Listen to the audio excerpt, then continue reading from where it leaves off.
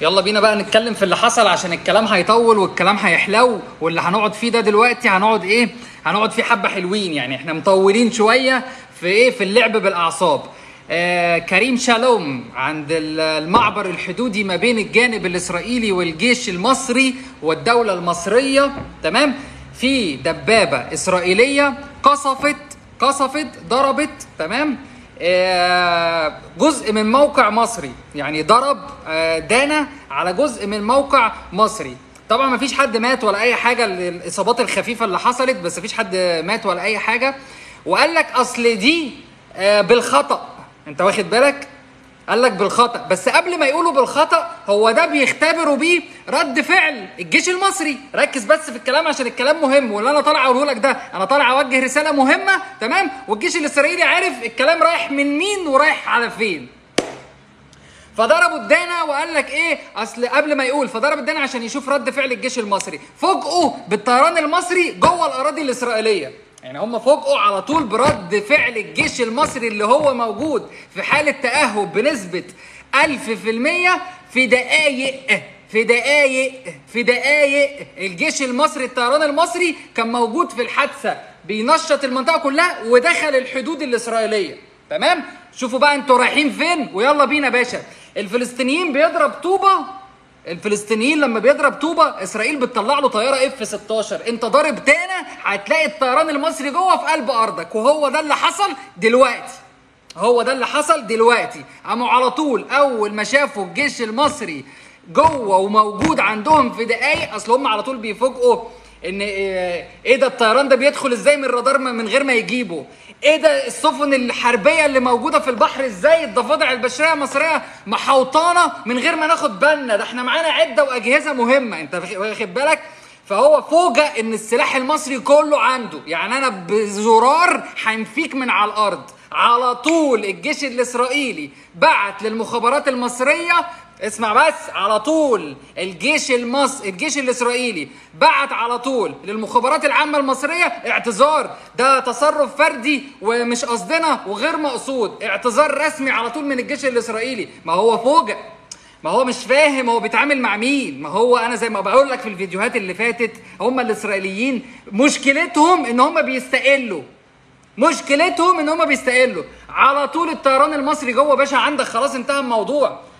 على طول قام افخاي متحدث باسم الجيش المحتل نزل على صفحته على طول نعتذر وجاري التحقيق، وده امر فردي وما كانش فيه اوامر ان هو يعمل كده بالدبابه الاسرائيليه ولا اي حاجه. وطبعا خليني بقى نحط بقى الكلام نرصه الرصه الصح عشان تبقوا فاهمين وانتوا بتتعاملوا مع الجيش المصري.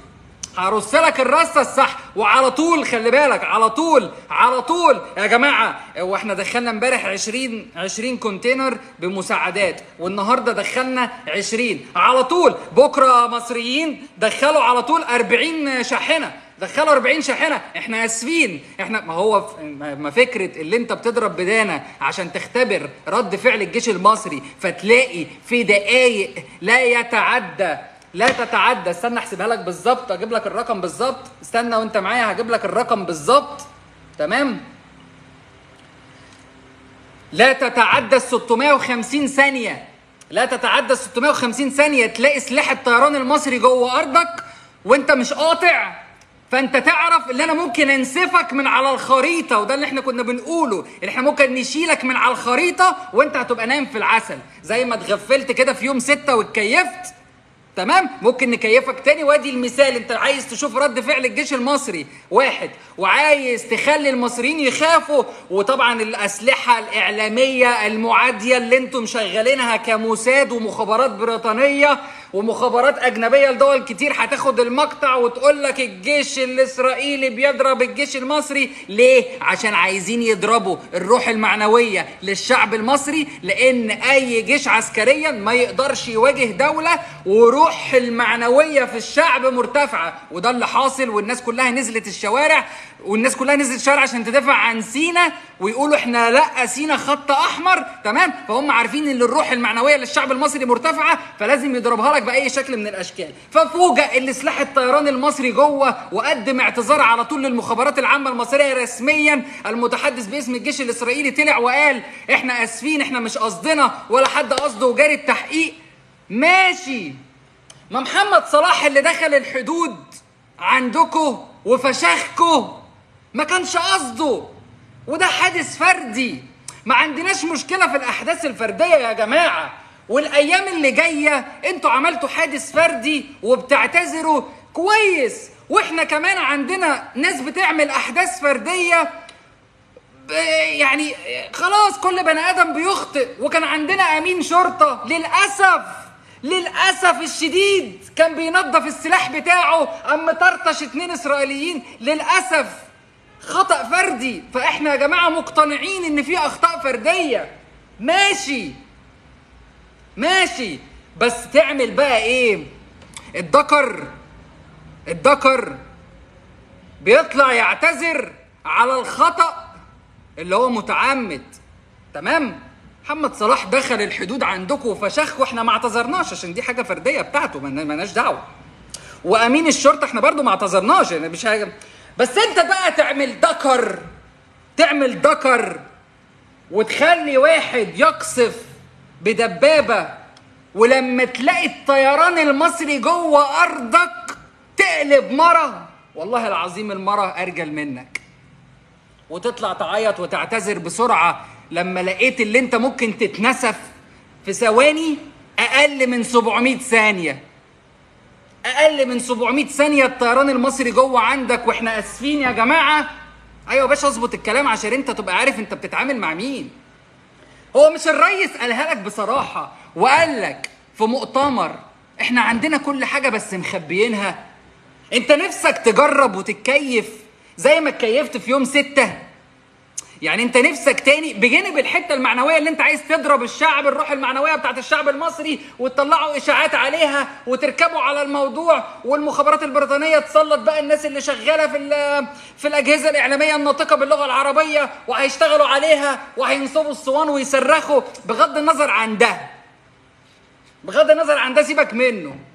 بسألك سؤال، انت عايز تتكيف تاني؟ ما هالمرة دي لما هتتكيف انت مش هتبقى موجود على الخريطة، هنحل محلك. الحدود لما هتتغير على حسابك. هتتجاب من ليبيا للسودان لقلب القدس.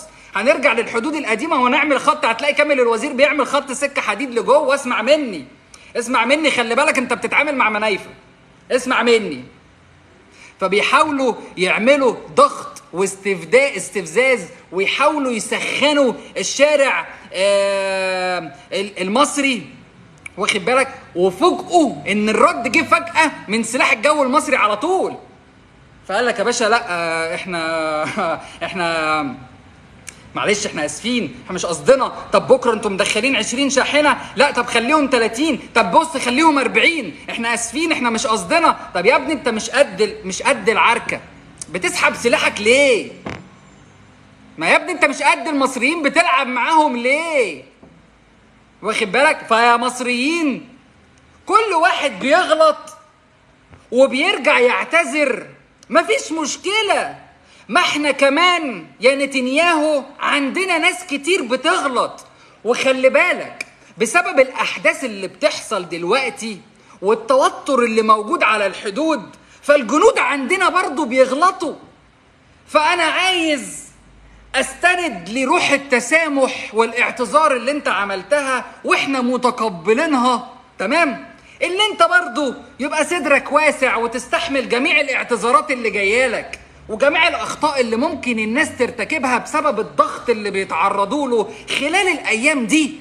واخد بالك انت ازاي؟ انا مش هتكلم معاك كتير لانك انت بتشوف بعينك.